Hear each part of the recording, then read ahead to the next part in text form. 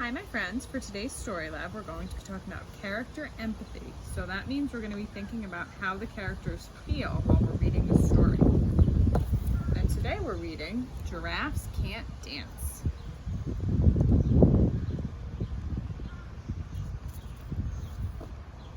Gerald was a tall giraffe whose neck was long and slim, but his knees were awfully bandy and his legs were rather thin.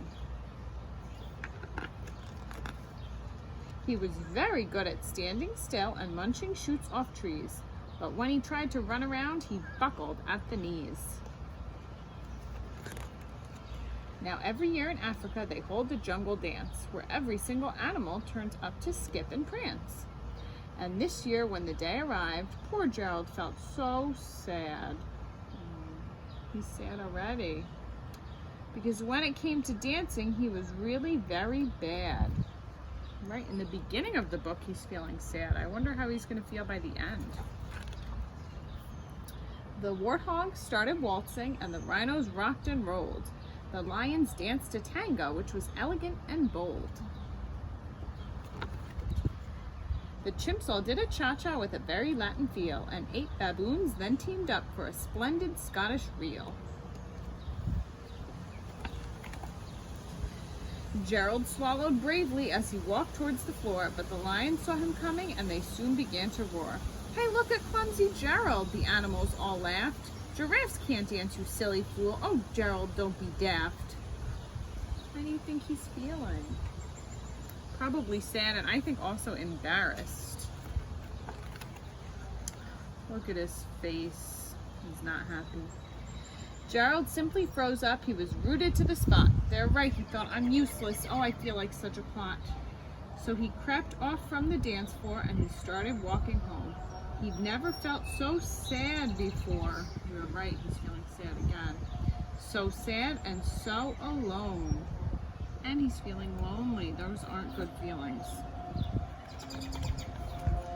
Then he found a little clearing and he looked up at the sky. "The moon can be so beautiful," he whispered with a sigh. "Excuse me," coughed a cricket who'd seen Gerald earlier on. "But sometimes when you're different, you just need a different song." I wonder what that means. "Listen to the swaying grass and listen to the trees. To me, the sweetest music is those branches in the breeze. So imagine that the lovely moon is playing just for you. Everything makes music if you really want it to." With that, the cricket smiled and picked up his violin. Then Gerald felt his body do the most amazing thing.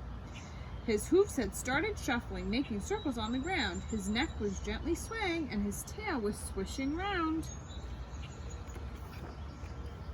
He threw his arms out sideways and he swung them everywhere. Then he did a backward somersault and leapt up in the air.